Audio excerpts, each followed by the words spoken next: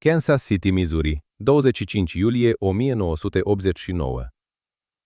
În timp ce restul lumii urmărea cum zidul Berlinului începea să se crape, Fawn Marie Cox, o fată de 16 ani, stătea în spatele casei de marcat din parcul de distracții Worlds of Fun, visând la lucruri mai simple.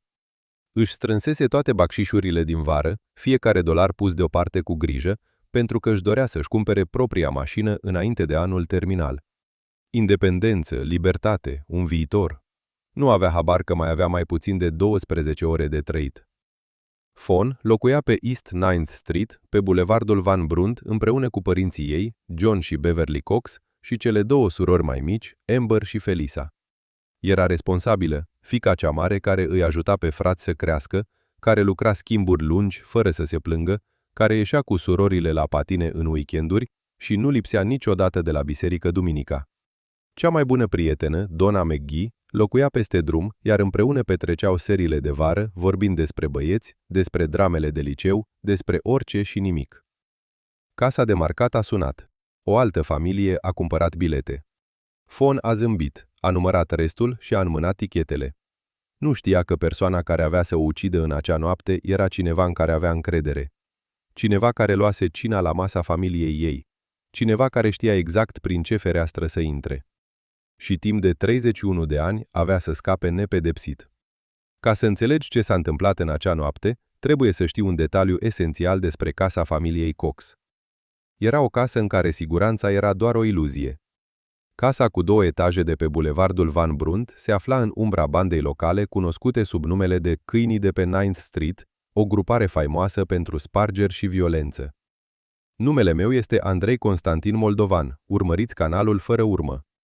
Vă mulțumesc că vizionați conținutul meu. Aș aprecia abonamentul și like-ul dumneavoastră. Vizionare plăcută! John și Beverly și-au transformat sufrageria într-un dormitor la parter pentru a le oferi fiicelor mai mult spațiu la etaj. Fawn avea propria cameră vis-a-vis de cea în care dormeau Amber și Felisa. Baia era veche și comună, genul în care auzeai tot ce se întâmpla prin pereți. Dar ceea ce făcea casa vulnerabilă era faptul că ferestrele erau aproape întotdeauna descuiate.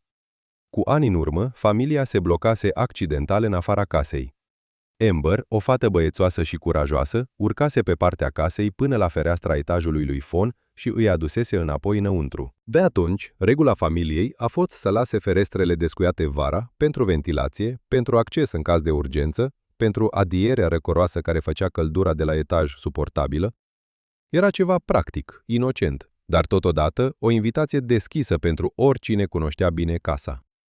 În curtea din spate, lângă alee, camionul portocaliu strălucitor al lui John era parcat chiar sub fereastra de la etaj a fetelor. Stătuse acolo atât de mult, încât nimeni nu mai băga de seamă. Devenise parte din peisaj. Dar acel camion urma să devină o scară pentru un criminal. Noaptea de 25 iulie a trecut în dimineața de 26 iulie 1989. Pe la ora 11 noaptea, Beverly și Felisa au mers să o ia pe Fawn de la Worlds of Fun. Ea s-a așezat pe bancheta din spate, epuizată, cu picioarele dureroase după ore întregi în picioare. Tot ce și-a dorit a fost să ajungă în patul ei. Când au ajuns acasă, era o căldură sufocantă. Familia Cox avea doar un singur aparat de aer condiționat, un dispozitiv vechi și zgomotos, montat în fereastra dormitorului părinților la parter. Huruia și gâfâia ca un motor pe moarte, acoperind aproape toate celelalte sunete din casă. Felisa dormea pe canapea în camera părinților, doar ca să scape de căldură. Fawn prețuia intimitatea și nu o deranja să doarmă în căldură, dacă asta însemna să aibă spațiul ei. În timp ce familia se instala jos, în aerul rece, Fawn urcă singură scările. Se schimbă în pijamale, lacătul ușii camerei ei fusese stricat de luni de zile, așa că a improvizat un sistem de siguranță, înfășurând un cuțit în cadrul ușii. Apoi și-a pus alarma, s-a băgat în pat și și-a închis ochii. Jos, aerul condiționat vuia. John Cox, un somnoros adânc, deja sfărăia. Beverly și Felisa adormeau pe canapea.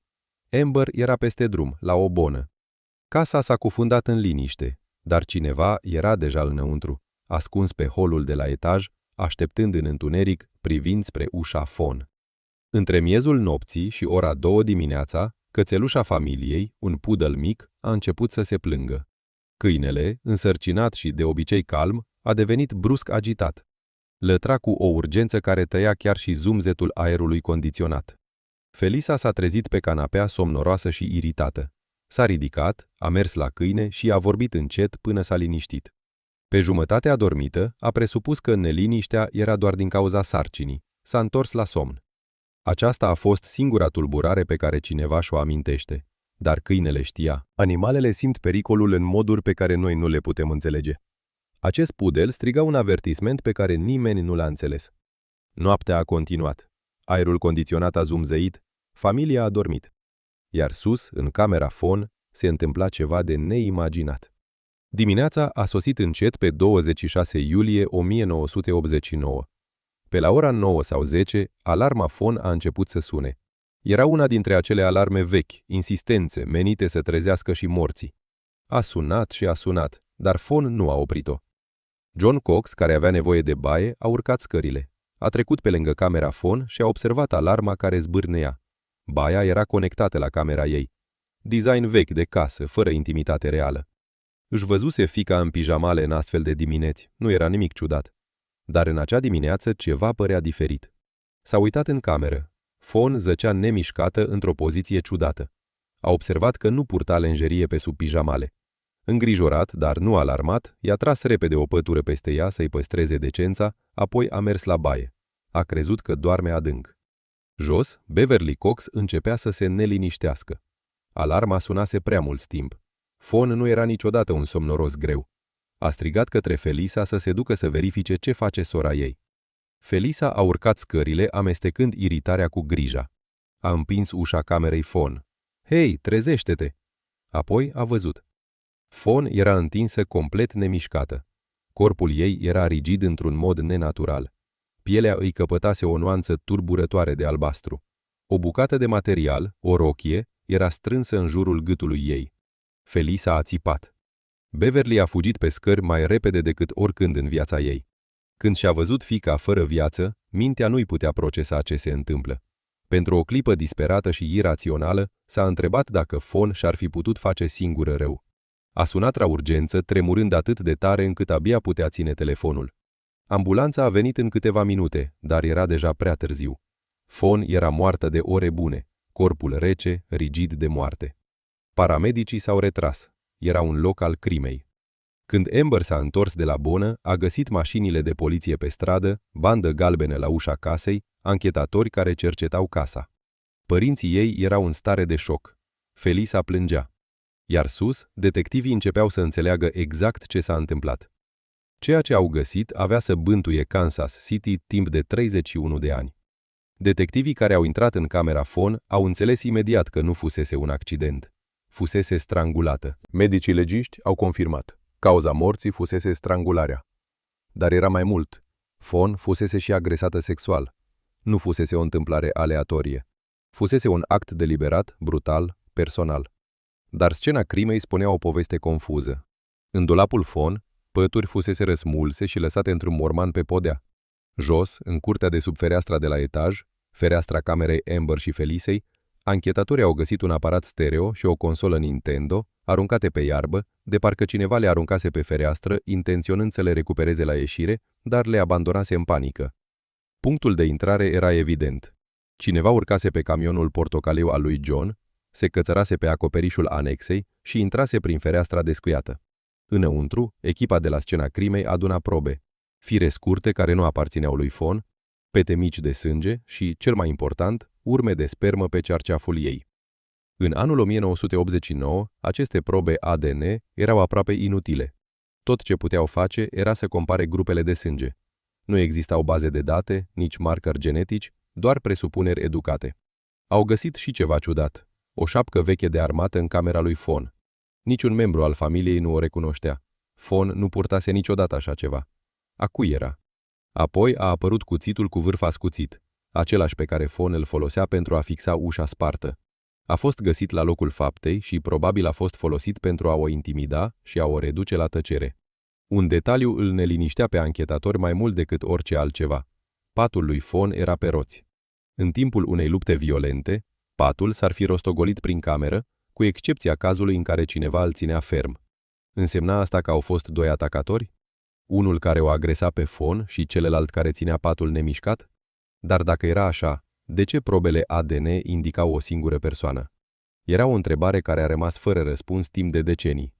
În câteva săptămâni, atenția poliției s-a îndreptat către gruparea cunoscută sub numele de Câinii de pe strada A9. Banda era infamă în zonă pentru spargeri, furturi și violență. Toți locuitorii cartierului îi cunoșteau și se temeau de ei. Există o altă legătură. Fon avea o relație cu cineva asociat cu această bandă. După moartea ei, iubitul a fost atât de afectat încât s-a înrolat în armată și a părăsit complet orașul, ca și cum ar fi încercat să fugă de amintiri. În august 1989, la o lună după crimă, poliția a arestat 3 adolescenți. Unul dintre ei era coleg cu Fon la liceul din Nord-Est, iar ceilalți 2 erau cunoscuți ca asociați. Un martor a apărut cu informații detaliate pe care poliția le-a ascuns intenționat de public. Martorul știa lucruri pe care doar cineva implicat le-ar fi putut cunoaște. Pentru prima dată după moartea lui Fon, familia a simțit speranță. Unul dintre adolescenți a fost acuzat de crimă de gradul 1 de către un juriu. A petrecut 8 luni în închisoare, în timp ce procurorii își construiau cazul. Dar totul s-a prăbușit. ADN-ul nu se potrivea. Amprentele de pe cuțit nu se potriveau. Iar martorul, punctul central al cazului, și-a retras mărturia, susținând că a mințit și a refuzat să mai coopereze. Fără mărturie și fără probe ADN, acuzațiile s-au prăbușit. Cei 3 suspecți au fost eliberați, iar acuzațiile au fost retrase. Însă, înainte să plece liberi, unul dintre ei a mărturisit. În timpul interogatoriului, a recunoscut că a pătruns în casa familiei Cox în noaptea crimei. A descris cum a urcat pe camionul portocaliu, a traversat copertina și a intrat pe fereastra neînchisă. A oferit detalii pe care poliția nu le făcuse publice, cum ar fi faptul că, atunci când a aruncat reportofonul pe fereastră, mânerul s-a rupt. A spus exact unde l-a ascunsese, sub un tufiș din apropierea casei. Poliția a căutat și l-a găsit acolo. Nu era o presupunere, ci cineva care chiar fusese acolo. Totuși, el susținea că el și prietenii săi au venit doar să fure. Au luat consola Nintendo, aparatul stereo, câteva radiouri, pe care le-au aruncat pe fereastră pentru a le ridica la ieșire. Spunea că nu au intrat în camera lui Fon, nu au văzut-o și nu știau că a avut loc o crimă. Apoi, la fel de rapid, și-a retras mărturisirea și a încetat să mai vorbească. Povestea s-a evaporat. Fără mărturia lui și fără probe ADN care să-i lege de atac și crimă, procurorii nu au avut nimic. Dosarul a rămas înghețat. Pentru familia Cox a fost o tortură. Știau că acei băieți au fost în casă. Mărturisirea o dovedea. Unul dintre ei chiar a petrecut 8 luni în închisoare pentru furtul bunurilor lui Fon. Dar a ști și a dovedi sunt 2 lucruri diferite. Zilele au devenit săptămâni, săptămânile luni, lunile ani. Iar adevăratul criminal al lui Fon a rămas liber. Familia Cox a refuzat să accepte ca Fon să devină o statistică uitată. Pe parcursul anilor 90 și 2000, John și Beverly au devenit luptători pentru fiica lor. Au organizat strângeri de fonduri, au pus panouri publicitare în tot orașul, au oferit recompense, $3.000 în anul 2000 și $10.000 în anul 2019. Beverly a dat interviu după interviu. Vocea ei era calmă, dar cu durere în suflet. Banii pot face multe pe stradă. Asta sperăm și pentru asta ne rugăm. Amber a devenit investigatoarea neobosită a familiei. A cercetat fiecare forum de crime adevărate, fiecare site cu dosare nerezolvate, fiecare mențiune a numelui lui Fon. Când găsea discuții despre caz, contacta oamenii, mulțumea și întreba dacă au informații reale. În anul 2018 a postat detalii pe un forum verificat de cazuri nerezolvate, informații pe care poliția nu le făcuse niciodată publice. A explicat că, de obicei, ar fi dormit în camera prin care au intrat hoții, dar în seara respectivă făcea babysitting. Criminalii fie au avut noroc, fie au urmărit îndeajuns de mult pentru a cunoaște programul familiei. În ciuda tuturor eforturilor, cazul a rămas blocat. De ce? Pentru că în anul 1989, tehnologia ADN abia începea să existe. Chiar și în anii 2000, când baze de date precum COTUS au fost lansate, probele ADN ale lui Fon au fost încărcate și comparate cu mii de infractori, fără potriviri. ADN-ul nu aparținea nimănui din sistem. Familia Cox a urmărit cum alte cazuri nerezolvate din anii 70 și 80 au fost rezolvate folosind genealogia genetică. Aceeași metodă care a prins criminalul cunoscut ca ucigașul din Golden State. De ce nu și cazul lui Fawn? Răspunsul a fost dureros. Bani. Majoritatea nu realizează că rezolvarea cazurilor vechi nu ține doar de știință, ci și de finanțare. Testele ADN avansate și genealogia genetică sunt costisitoare. Doar câteva laboratoare din lume le pot face. Listele de așteptare se întind pe ani. Poliția trebuie să aleagă ce cazuri primesc prioritate. Ani de zile, poliția din Kansas City le-a spus familiei Cox același lucru. Lucrăm la asta, avem nevoie doar de finanțare. În anul 2019, familia a decis să preia inițiativa. Au lansat o strângere de fonduri pentru a plăti testele din propriile resurse. În câteva săptămâni, au strâns $10.000 plus costul analizei genealogice. Au mers la secția de poliție cu banii pregătiți pentru răspunsuri. Poliția a refuzat. Detectivul Benjamin Caldwell a explicat poziția dificilă. Dacă ar accepta bani de la o familie, s-ar crea un sistem de justiție cu două viteze. Familiile bogate ar putea plăti pentru a rezolva cazurile mai repede, iar cele mai puțin înstărite ar aștepta la nesfârșit. Nu ar fi corect, nu ar fi just. Familia Cox a înțeles logica, dar asta nu le-a alinat durerea. Felisa a spus direct: dacă ar fi fost o familie bogată sau cineva important, cazul ar fi fost rezolvat imediat. Avea dreptate, dar în vara anului 2020, totul s-a schimbat. În iunie 2020, guvernul federal a lansat operațiunea Legend, o inițiativă masivă pentru combaterea crimei violente în orașele americane. Numele vine de la un băiețel de 4 ani, Legend Talifer, ucis în Kansas City. Operațiunea a adus ceea ce familia Cox își dorea cu disperare: finanțare federală, resurse FBI, laboratoare avansate și teste de genealogie genetică. Capitanul Ben Caldwell, recent promovat, a văzut o oportunitate. A depus cazul lui Fawn pentru noul protocol de testare. A fost aprobat. Probele ADN colectate în 1989, inclusiv spermatozoidul de pe cearceaful lui Fawn, au fost trimise la Parabon Nanolabs, unul dintre cele mai avansate laboratoare de genealogie genetică din lume. Procedura este remarcabilă. În loc să compare ADN-ul doar cu bazele de date criminale, genealogia genetică îl compară cu milioane de persoane care și-au încărcat profilul pe site-uri de genealogie.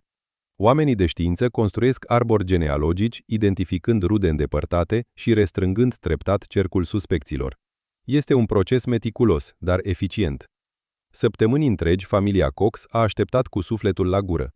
Apoi, pe 11 noiembrie 2020, la 31 de ani și 4 luni după crima lui Fawn, poliția din Kansas City a sunat cu vești. Au identificat criminalul. Numele a zdruncinat tot ce credea familia că știe. Donald Lee Cox Jr., nu un străin, nu un membru al bandei de pe strada a noua, nu un monstru anonim din umbră. Donald Cox era vărul lui Fawn. Avea 21 de ani când a ucis-o, doar 5 ani mai în vârstă decât ea. Cunoștea casa intim, fusese oaspete de 10 de ori. Știa care ferestre erau neînchise, știa rutina familiei, știa că Fawn va fi singură sus în acea noapte. Și a folosit toate aceste cunoștințe pentru a o agresa și a o sufoca. Timp de 31 de ani, Donald a stat la mesele în familie. A întins sarea de Crăciun. A privit în ochii lui John și Beverly de ziua recunoștinței. A participat la înmormântarea lui Fawn și a jelit alături de familia căreia i-a luat fiica. Nu a rostit niciodată un cuvânt. Potrivit lui Amber, Donald a avut mereu ceva întunecat în firea sa. Mai târziu, ea a dezvăluit că el abuza sexual fete mai tinere din familie, secrete ascunse în rușine și teamă. Însă nimeni nu și-ar fi imaginat că ar fi capabil de crimă. Familia nu l-a confruntat niciodată în instanță pentru că Donald Lee Cox Jr. a murit în anul 2006, cu 14 ani înainte ca știința să-l prindă. A făcut o supradoză de droguri. Moartea sa a fost investigată din cauza unor împrejurări suspecte. În timpul autopsiei, anchetatorii au păstrat o probă de sânge. Dar pentru că Donald era victima în acel caz, ADN-ul său nu a fost introdus în bazele de date criminale. A rămas doar depozitat, așteptând. În anul 2020, când Parabon a construit arborele genealogic-genetic, acesta a condus direct către Donald. Detectivii au cerut proba de sânge păstrată și au comparat-o cu ADN-ul găsit în dormitorul lui Fawn. Potrivire 100%. Timp de 31 de ani, monstrul a stat ascuns la masa familiei. Chiar și după identificarea lui Donald, rămân întrebări. Ce s-a întâmplat cu cei 3 adolescenți care au mărturisit spargerea? Cei ale căror obiecte furate erau împrăștiate prin curte. A colaborat Donald cu ei? A fost parte din spargere, apoi a rămas în urmă când lucrurile au degenerat? Sau a intrat separat, ascunzându-se în dulapul de la etaj, în timp ce băieții jefuiau la parter, așteptând momentul său? Poliția a închis dosarul fără acuzații suplimentare. Potrivit lui Felisa, nu avea rost. Chiar dacă băieții au fost în casă, nu există dovezi că ar fi participat la crimă. Doar ADN-ul lui Donald a fost găsit pe fon. Poate că ei nu au știut niciodată ce a făcut el. Poate că au aruncat acele obiecte pe fereastră și au fugit, iar Donald a rămas în întuneric. Nu vom afla niciodată. A doua întrebare este și mai întunecată. În anul 1984, cu 5 ani înainte de moartea lui Fawn, o femeie de 20 de ani pe nume Tracy Snow a dispărut din același cartier. Era vecina lui Fawn. Nu a fost niciodată găsită. Donald Cox avea atunci 16 ani. Ar fi putut fi el responsabil? Câte alte victime ar putea exista? Câte familii încă așteaptă răspunsuri despre fiice care nu s-au mai întors acasă? Donald a trăit 17 ani după ce a ucis-o pe Fawn. A fost arestat de mai multe ori pentru furt și consum de droguri. A adus suferință oriunde a mers. În final, dependența i-a curmat viața. Unii numesc asta karma, alții o evadare. Fawn Marie Cox avea 16 ani când a murit. Își strângea bacșișurile să-și cumpere o mașină. Se dădea cu rolele în weekenduri alături de surorile ei. Nu a lipsit niciodată de la biserică. Avea prieteni, vise, un viitor înainte. Toate acestea i-au fost furate în data de 26 iulie 1989. Familia ei a petrecut 31 de ani refuzând să o lase să fie uitată. Panouri publicitare, strângeri de fonduri, interviuri, nu au încetat să lupte. Și în cele din urmă, adevărul a ieșit la lumină. Dar a venit cu o durere de nedescris, pentru că omul care a ucis-o pe Fawn trebuia să o protejeze. Era familie.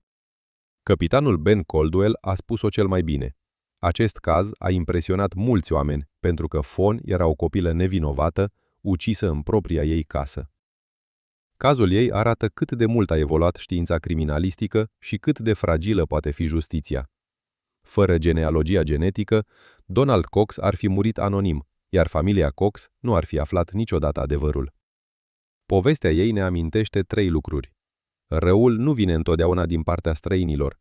Uneori stă la masa ta, întinzând cartofii și zâmbind. Justiția întârziată nu înseamnă justiție refuzată. Chiar și după decenii, știința poate da glas victimelor. Iar familiile precum cea a lui Cox, care nu renunță și luptă an de an, sunt adevărații eroi. Fawn ar fi avut astăzi 51 de ani. Ar fi absolvit, s-ar fi căsătorit, ar fi avut copii, ar fi îmbătrânit alături de surorile ei. În schimb, a rămas blocată la 16 ani. Dar nu este uitată. În anul 1989, Fawn a lăsat în urmă un martor tăcut, o probă ADN care nu putea vorbi încă. În anul 2020, știința i-a dat în sfârșit o voce. Camionul portocaliu de gunoi încă apare într-o fotografie veche, parcat sub fereastra care era mereu descuiată, mereu primitoare cu adierea vântului. Era un simbol al încrederii, al familiei, al căminului, până când a devenit o scară a trădării. Acum, când cazul este rezolvat, aceste simboluri s-au schimbat. Camionul nu mai este doar un instrument al criminalului, ci o piesă de probă care a condus la adevăr. Fereastra descuiată nu mai este doar o vulnerabilitate, ci o amintire că pericolul nu vine întotdeauna din exterior, ci este deja în interior. Dacă ai ascultat până aici, îți mulțumim că ai fost martor al poveștii lui Fawn. Aceste cazuri nu sunt ușoare, dar contează. Victimele merită să fie amintite. Familiile merită să fie ascultate. Fawn Marie Cox a fost o fiică, o soră, o prietenă. A meritat mult mai mult. Dar datorită luptei familiei sale, povestea ei are în sfârșit un final. Odihnește-te în pace, Fawn. Lupta ta s-a încheiat. Ați vizionat canalul Fără Urmă. Vă mulțumesc pentru vizionare și o zi frumoasă. Kansas City, Missouri, 25 iulie 1989. În timp ce restul lumii urmărea cum zidul Berlinului începea să se crape, Fawn Marie Cox, o fată de 16 ani, stătea în spatele casei de marcat din parcul de distracții Worlds of Fun, visând la lucruri mai simple. Își strânsese toate bacșurile din vară, fiecare dolar pus deoparte cu grijă, pentru că își dorea să-și cumpere propria mașină înainte de anul terminal. Independență, libertate, un viitor. Nu avea habar că mai avea mai puțin de 12 ore de trăit. Fawn locuia pe Astin Street, pe bulevardul Van Brunt, împreună cu părinții ei, John și Beverly Cox, și cele două surori mai mici, Amber și Felisa. Era responsabilă, fiica cea mare care îi ajuta pe frați să crească, care lucra schimburi lungi fără să se plângă, care ieșea cu surorile la patine în weekenduri și nu lipsea niciodată de la biserică duminica. Cea mai bună prietenă, Donna McGee, locuia peste drum, iar împreună petreceau serile de vară vorbind despre băieți, despre dramele de liceu, despre orice și nimic. Casa de marcat a sunat. O altă familie a cumpărat bilete. Fawn a zâmbit, a numărat restul și a înmânat tichetele. Nu știa că persoana care avea să o ucidă în acea noapte era cineva în care avea încredere. Cineva care luase cina la masa familiei ei. Cineva care știa exact prin ce fereastră să intre. Și timp de 31 de ani, avea să scape nepedepsit. Ca să înțelegi ce s-a întâmplat în acea noapte, trebuie să știi un detaliu esențial despre casa familiei Cox. Era o casă în care siguranța era doar o iluzie. Casa cu 2 etaje de pe bulevardul Van Brunt se afla în umbra bandei locale cunoscute sub numele de Câinii de pe Main Street, o grupare faimoasă pentru spargeri și violență. Numele meu este Andrei Constantin Moldovan. Urmăriți canalul Fără Urmă. Vă mulțumesc că vizionați conținutul meu. Aș aprecia abonamentul și like-ul dumneavoastră. Vizionare plăcută! John și Beverly și-au transformat sufrageria într-un dormitor la parter pentru a le oferi fiicelor mai mult spațiu la etaj. Fawn avea propria cameră, vis-a-vis de cea în care dormeau Amber și Felisa. Baia era veche și comună, genul în care auzeai tot ce se întâmpla prin pereți. Dar ceea ce făcea casa vulnerabilă era faptul că ferestrele erau aproape întotdeauna descuiate. Cu ani în urmă, familia se blocase accidental în afara casei. Amber, o fată băiețoasă și curajoasă, urcase pe partea casei până la fereastra etajului lui Fawn și îi adusese înapoi înăuntru. De atunci, regula familiei a fost să lase ferestrele descuiate vara, pentru ventilație, pentru acces în caz de urgență, pentru adierea răcoroasă care făcea căldura de la etaj suportabilă. Era ceva practic, inocent, dar totodată o invitație deschisă pentru oricine cunoștea bine casa. În curtea din spate, lângă alee, camionul portocaliu strălucitor al lui John era parcat chiar sub fereastra de la etaj a fetelor. Stătuse acolo atât de mult încât nimeni nu mai băga de seamă, devenise parte din peisaj. Dar acel camion urma să devină o scară pentru un criminal. Noaptea de 25 iulie a trecut în dimineața de 26 iulie 1989. Pe la ora 11 noaptea, Beverly și Felisa au mers să o ia pe Fawn de la Worlds of Fun. Ea s-a așezat pe bancheta din spate, epuizată, cu picioarele dureroase după ore întregi în picioare. Tot ce și-a dorit a fost să ajungă în patul ei. Când au ajuns acasă, era o căldură sufocantă. Familia Cox avea doar un singur aparat de aer condiționat, un dispozitiv vechi și zgomotos montat în fereastra dormitorului părinților, la parter. Huruia și gâfâia ca un motor pe moarte, acoperind aproape toate celelalte sunete din casă. Felisa dormea pe canapea în camera părinților doar ca să scape de căldură. Fawn prețuia intimitatea și nu o deranja să doarmă în căldură dacă asta însemna să aibă spațiul ei. În timp ce familia se instala jos, în aerul rece, Fawn urcă singură scările. Se schimbă în pijamale. Lacătul ușii camerei ei fusese stricat de luni de zile, așa că a improvizat un sistem de siguranță, înfășurând un cuțit în cadrul ușii. Apoi și-a pus alarma, s-a băgat în pat și și-a închis ochii. Jos, aerul condiționat vuia. John Cox, un somnoros adânc, deja sfărăia. Beverly și Felisa adormeau pe canapea. Amber era peste drum, la o bonă. Casa s-a cufundat în liniște, dar cineva era deja înăuntru, ascuns pe holul de la etaj, așteptând în întuneric, privind spre ușa Fawn. Între miezul nopții și ora 2 dimineața, cățelușa familiei, un podăl mic, a început să se plângă. Câinele, însărcinat și de obicei calm, a devenit brusc agitat. Lătra cu o urgență care tăia chiar și zumzetul aerului condiționat. Felisa s-a trezit pe canapea, somnoroasă și iritată. S-a ridicat, a mers la câine și a vorbit încet până s-a liniștit. Pe jumătate adormită, a presupus că neliniștea era doar din cauza sarcinii. S-a întors la somn. Aceasta a fost singura tulburare pe care cineva și-o amintește. Dar câinele știa. Animalele simt pericolul în moduri pe care noi nu le putem înțelege. Acest poodle striga un avertisment pe care nimeni nu l-a înțeles. Noaptea a continuat. Aerul condiționat a zumzăit. Familia a dormit. Iar sus, în camera Fawn, se întâmpla ceva de neimaginat. Dimineața a sosit încet pe 26 iulie 1989.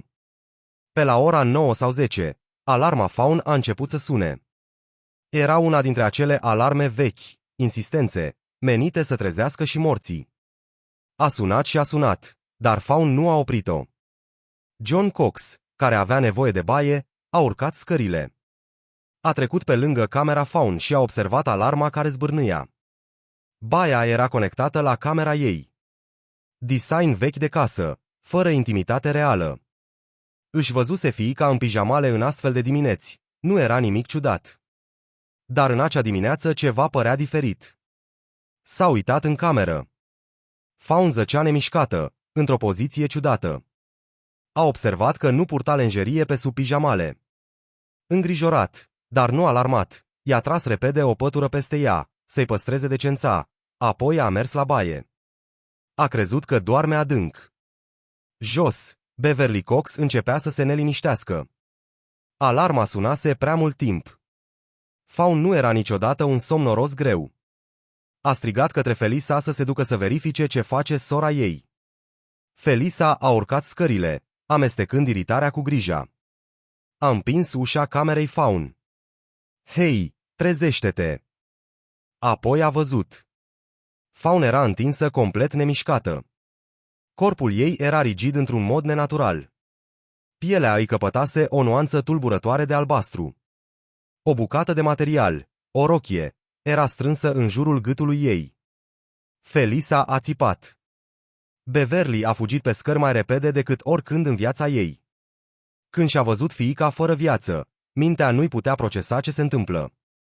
Pentru o clipă disperată și irațională, s-a întrebat dacă Fawn și-ar fi putut face singură rău. A sunat la urgență, tremurând atât de tare încât abia putea ține telefonul. Ambulanța a venit în câteva minute, dar era deja prea târziu. Fawn era moartă de ore bune, corpul rece, rigid de moarte. Paramedicii s-au retras. Era un loc al crimei. Când Amber s-a întors de la bonă, a găsit mașinile de poliție pe stradă, bandă galbenă la ușa casei, anchetatori care cercetau casa. Părinții ei erau în stare de șoc. Felisa plângea. Iar sus, detectivii începeau să înțeleagă exact ce s-a întâmplat. Ceea ce au găsit avea să bântuie Kansas City timp de 31 de ani. Detectivii care au intrat în camera Fawn au înțeles imediat că nu fusese un accident. Fusese strangulată. Medicii legiști au confirmat. Cauza morții fusese strangularea. Dar era mai mult. Fawn fusese și agresată sexual. Nu fusese o întâmplare aleatorie. Fusese un act deliberat, brutal, personal. Dar scena crimei spunea o poveste confuză. În dulapul Fawn, pături fusese răsmulse și lăsate într-un morman pe podea. Jos, în curtea de sub fereastra de la etaj, fereastra camerei Amber și Felisei, anchetatorii au găsit un aparat stereo și o consolă Nintendo aruncate pe iarbă, de parcă cineva le aruncase pe fereastră, intenționând să le recupereze la ieșire, dar le abandonase în panică. Punctul de intrare era evident. Cineva urcase pe camionul portocaliu al lui John, se cățărase pe acoperișul anexei și intrase prin fereastra descuiată. Înăuntru, echipa de la scena crimei aduna probe. Fire scurte, care nu aparțineau lui Fawn, pete mici de sânge și, cel mai important, urme de spermă pe cearceaful ei. În anul 1989, aceste probe ADN erau aproape inutile. Tot ce puteau face era să compare grupele de sânge. Nu existau baze de date, nici markeri genetici, doar presupuneri educate. Au găsit și ceva ciudat, o șapcă veche de armată în camera lui Fawn. Niciun membru al familiei nu o recunoștea. Fawn nu purtase niciodată așa ceva. A cui era? Apoi a apărut cuțitul cu vârf ascuțit, același pe care Fawn folosea pentru a fixa ușa spartă. A fost găsit la locul faptei și probabil a fost folosit pentru a o intimida și a o reduce la tăcere. Un detaliu îl neliniștea pe anchetator mai mult decât orice altceva. Patul lui Fawn era pe roți. În timpul unei lupte violente, patul s-ar fi rostogolit prin cameră, cu excepția cazului în care cineva îl ținea ferm. Însemna asta că au fost doi atacatori? Unul care o agresa pe Fawn și celălalt care ținea patul nemișcat? Dar dacă era așa, de ce probele ADN indicau o singură persoană? Era o întrebare care a rămas fără răspuns timp de decenii. În câteva săptămâni, atenția poliției s-a îndreptat către gruparea cunoscută sub numele de Câinii de pe strada A9. Banda era infamă în zonă pentru spargeri, furturi și violență. Toți locuitorii cartierului îi cunoșteau și se temeau de ei. Există o altă legătură. Fawn avea o relație cu cineva asociat cu această bandă. După moartea ei, iubitul a fost atât de afectat încât s-a înrolat în armată și a părăsit complet orașul, ca și cum ar fi încercat să fugă de amintiri. În august 1989, la o lună după crimă, poliția a arestat 3 adolescenți. Unul dintre ei era coleg cu Fawn la liceul din Nord-Est, iar ceilalți 2 erau cunoscuți ca asociați. Un martor a apărut cu informații detaliate, pe care poliția le-a ascuns intenționat de public. Martorul știa lucruri pe care doar cineva implicat le-ar fi putut cunoaște. Pentru prima dată după moartea lui Fawn, familia a simțit speranță. Unul dintre adolescenții a fost acuzat de crimă de gradul 1 de către un juriu. A petrecut 8 luni în închisoare în timp ce procurorii își construiau cazul. Dar totul s-a prăbușit. ADN-ul nu se potrivea. Amprentele de pe cuțit nu se potriveau. Iar martorul, punctul central al cazului, și-a retras mărturia, susținând că a mințit și a refuzat să mai coopereze. Fără mărturie și fără probe ADN, acuzațiile s-au prăbușit. Cei 3 suspecți au fost eliberați, iar acuzațiile au fost retrase. Însă înainte să plece liberi, unul dintre ei a mărturisit. În timpul interogatoriului, a recunoscut că a pătruns în casa familiei Cox în noaptea crimei. A descris cum a urcat pe camionul portocaliu, a traversat copertina și a intrat pe fereastra neînchisă. A oferit detalii pe care poliția nu le făcuse publice, cum ar fi faptul că, atunci când a aruncat reportofonul pe fereastră, mânerul s-a rupt. A spus exact unde îl ascunsese, sub un tufiș din apropierea casei. Poliția a căutat și l-a găsit acolo. Nu era o presupunere, ci cineva care chiar fusese acolo. Totuși, el susținea că el și prietenii săi au venit doar să fure. Au luat consola Nintendo, aparatul stereo, câteva radiouri, pe care le-au aruncat pe fereastră pentru a le ridica la ieșire. Spunea că nu au intrat în camera lui Fawn, nu au văzut-o și nu știau că a avut loc o crimă. Apoi, la fel de rapid, și-a retras mărturisirea și a încetat să mai vorbească. Povestea s-a evaporat. Fără mărturia lui și fără probe ADN care să-i lege de atac și crimă, procurorii nu au avut nimic. Dosarul a rămas înghețat. Pentru familia Cox, a fost o tortură. Știau că aci băieți au fost în casă. Mărturisirea o dovedea. Unul dintre ei chiar a petrecut 8 luni în închisoare pentru furtul bunurilor lui Fawn. Dar a ști și a dovedi sunt 2 lucruri diferite. Zilele au devenit săptămâni, săptămânile luni, lunile ani, iar adevăratul criminal al lui Fawn a rămas liber. Familia Cox a refuzat să accepte ca Fawn să devină o statistică uitată. Pe parcursul anilor 90 și 2000, John și Beverly au devenit luptători pentru fiica lor. Au organizat strângeri de fonduri, au pus panouri publicitare în tot orașul, au oferit recompense, $3.000 în anul 2000 și $10.000 în anul 2019. Beverly a dat interviu după interviu. Vocea ei era calmă, dar cu durere în suflet. Banii pot face multe pe stradă. Asta sperăm și pentru asta ne rugăm. Amber a devenit investigatoarea neobosită a familiei. A cercetat fiecare forum de crime adevărate, fiecare site cu dosare nerezolvate, fiecare mențiune a numelui lui Fawn. Când găsea discuții despre caz, contacta oamenii. Mulțumesc. Ani de zile, poliția din Kansas City le-a spus familiei Cox același lucru. Lucrăm la asta. Avem nevoie doar de finanțare. În anul 2019, familia a decis să preia inițiativa. Au lansat o strângere de fonduri pentru a plăti testele din propriile resurse. În câteva săptămâni, au strâns $10.000 plus costul analizei genealogice. Au mers la secția de poliție cu banii, pregătiți pentru răspunsuri. Poliția a refuzat.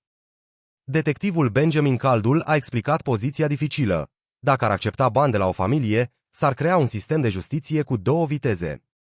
Familiile bogate ar putea plăti pentru a rezolva cazurile mai repede, iar cele mai puțin înstărite ar aștepta la nesfârșit. Nu ar fi corect, nu ar fi just. Familia Cox a înțeles logica, dar asta nu le-a alinat durerea.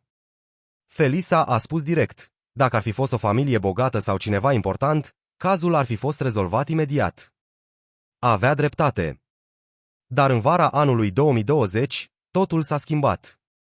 În iunie 2020, guvernul federal a lansat operațiunea Legend, o inițiativă masivă pentru combaterea crimei violente în orașele americane.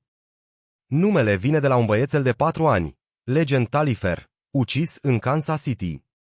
Operațiunea a adus ceea ce familia Cox își dorea cu disperare: finanțare federală, resurse FBI, laboratoare avansate și teste de genealogie genetică. Capitanul Ben Caldwell, recent promovat, a văzut o oportunitate. A depus cazul lui Fawn pentru noul protocol de testare. A fost aprobat.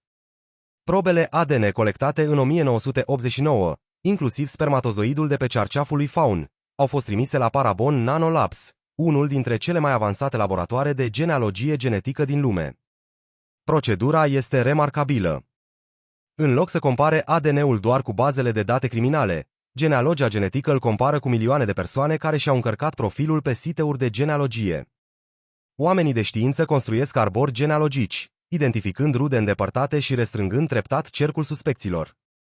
Este un proces meticulos, dar eficient. Săptămâni întregi familia Cox a așteptat cu sufletul la gură. Apoi, pe 11 noiembrie 2020, la 31 de ani și 4 luni după crima lui Fawn, poliția din Kansas City a sunat cu vești. Au identificat criminalul. Numele a zruncinat tot ce credea familia că știe: Donald Le Cox Jr., nu un străin, nu un membru al bandei de pe strada A9, nu un monstru anonim din umbră. Donald Cox era vărul lui Fawn. Avea 21 de ani când a ucis-o, doar 5 ani mai în vârstă decât ea. Cunoștea casa intim, fusese oaspete de 10 de ori. Știa care ferestre erau neînchise, știa rutina familiei. Știa că Fawn va fi singură sus în acea noapte. Și a folosit toate aceste cunoștințe pentru a o agresa și a o sufoca. Timp de 31 de ani, Donald a stat la mesele în familie. A întins sarea de Crăciun. A privit în ochii lui John și Beverly de ziua recunoștinței. A participat la mormântarea lui Fawn și a jelit alături de familia căreia i-a luat fiica. Nu a rostit niciodată un cuvânt. Potrivit lui Amber, Donald a avut mereu ceva întunecat în firea sa. Mai târziu, i-a dezvăluit că el abuza sexual fete mai tinere din familie, secrete ascunse în rușine și teamă. Însă nimeni nu și-ar fi imaginat că ar fi capabil de crimă. Familia nu l-a confruntat niciodată în instanță, pentru că Donald Le Cox Jr. a murit în anul 2006, cu 14 ani înainte ca știința să-l prindă. A făcut o supradoză de droguri. Moartea sa a fost investigată din cauza unor împrejurări suspecte. În timpul autopsiei, anchetatorii au păstrat o probă de sânge. Dar, pentru că Donald era victima în acel caz, ADN-ul său nu a fost introdus în bazele de date criminale. A rămas doar depozitat, așteptând. În anul 2020, când Parabon a construit arborele genealogic genetic, acesta a condus direct către Donald. Detectivii au cerut proba de sânge păstrată și au comparat-o cu ADN-ul găsit în dormitorul lui Fawn. Potrivire 100%. Timp de 31 de ani, monstrul a stat ascuns la masa familiei. Chiar și după identificarea lui Donald, rămân întrebări. Ce s-a întâmplat cu cei 3 adolescenți care au mărturisit spargerea? Cei ale căror obiecte furate erau împrăștiate prin curte? A colaborat Donald cu ei? A fost parte din spargere, apoi a rămas în urmă când lucrurile au degenerat, sau a intrat separat, ascunzându-se în dulapul de la etaj, în timp ce băieții jefuiau la parter, așteptând momentul său? Poliția a închis dosarul fără acuzații suplimentare. Potrivit lui Felisa, nu avea rost. Chiar dacă băieții au fost în casă, nu există dovezi că ar fi participat la crimă. Doar ADN-ul lui Donald a fost găsit pe Fawn. Poate că ei nu au știut niciodată ce a făcut el, poate că au aruncat acele obiecte pe fereastră și au fugit, iar Donald a rămas în întuneric. Nu vom afla niciodată. A doua întrebare este și mai întunecată. În anul 1984, cu 5 ani înainte de moartea lui Fawn, o femeie de 20 de ani, pe nume Tracy Snow, a dispărut din același cartier. Era vecina lui Fawn. Nu a fost niciodată găsită. Donald Cox avea atunci 16 ani. Ar fi putut fi el responsabil? Câte alte victime ar putea exista? Câte familii încă așteaptă răspunsuri despre fiice care nu s-au mai întors acasă? Donald a trăit 17 ani după ce a ucis-o pe Fawn. A fost arestat de mai multe ori pentru furt și consum de droguri. A adus suferință oriunde a mers. În final, dependența i-a curmat viața. Unii numesc asta karma, alții o evadare. Fawn Marie Cox avea 16 ani când a murit. Își strângea bacșurile să-și cumpere o mașină. Se dădea cu rolele în weekenduri alături de surorile ei. Nu a lipsit niciodată de la biserică. Avea prieteni, vise, un viitor înainte. Toate acestea i-au fost furate în data de 26 iulie 1989. Familia ei a petrecut 31 de ani refuzând să o lase să fie uitată. Panouri publicitare, strângeri de fonduri, interviuri, nu au încetat să lupte. Și, în cele din urmă, adevărul a ieșit la lumină. Dar a venit cu o durere de nedescris, pentru că omul care a ucis-o pe Fawn trebuia să o protejeze. Era familie. Capitanul Ben Caldul a spus-o cel mai bine. Acest caz a impresionat mulți oameni pentru că Fawn era o copilă nevinovată, ucisă în propria ei casă. Cazul ei arată cât de mult a evoluat știința criminalistică și cât de fragilă poate fi justiția. Fără genealogia genetică, Donald Cox ar fi murit anonim, iar familia Cox nu ar fi aflat niciodată adevărul. Povestea ei ne amintește 3 lucruri. Răul nu vine întotdeauna din partea străinilor. Uneori stă la masa ta, întinzând cartofii și zâmbind. Justiția întârziată nu înseamnă justiție refuzată. Chiar și după decenii, știința poate da glas victimelor. Iar familiile precum cea lui Cox, care nu renunță și luptă an de an, sunt adevărații eroi. Fawn ar fi avut astăzi 51 de ani. Ar fi absolvit, s-ar fi căsătorit, ar fi avut copii, ar fi îmbătrânit alături de surorile ei. În schimb, a rămas blocată la 16 ani. Dar nu este uitată. În anul 1989, Fawn a lăsat în urmă un martor tăcut, o probă ADN care nu putea vorbi încă. În anul 2020, știința i-a dat în sfârșit o voce. Camionul portocaliu de gunoi încă apare într-o fotografie veche, parcat sub fereastra care era mereu descuiată, mereu primitoare cu adierea vântului. Era un simbol al încrederii, al familiei, al căminului, până când a devenit o scară a trădării. Acum, când cazul este rezolvat, aceste simboluri s-au schimbat. Camionul nu mai este doar un instrument al criminalului, ci o piesă de probă care a condus la adevăr. Fereastra descuiată nu mai este doar o vulnerabilitate, ci o amintire că pericolul nu vine întotdeauna din exterior, ci este deja în interior. Dacă ai ascultat până aici, îți mulțumim că ai fost martor al poveștii lui Fawn. Aceste cazuri nu sunt ușoare, dar contează. Victimele merită să fie amintite. Familiile merită să fie ascultate. Fawn Marie Cox a fost o fiică, o soră, o prietenă. A meritat mult mai mult. Dar datorită luptei familiei sale, povestea ei are în sfârșit un final. Odihnește-te în pace, Fawn. Lupta ta s-a încheiat. Ați vizionat canalul Fără Urmă. Vă mulțumesc pentru vizionare și o zi frumoasă.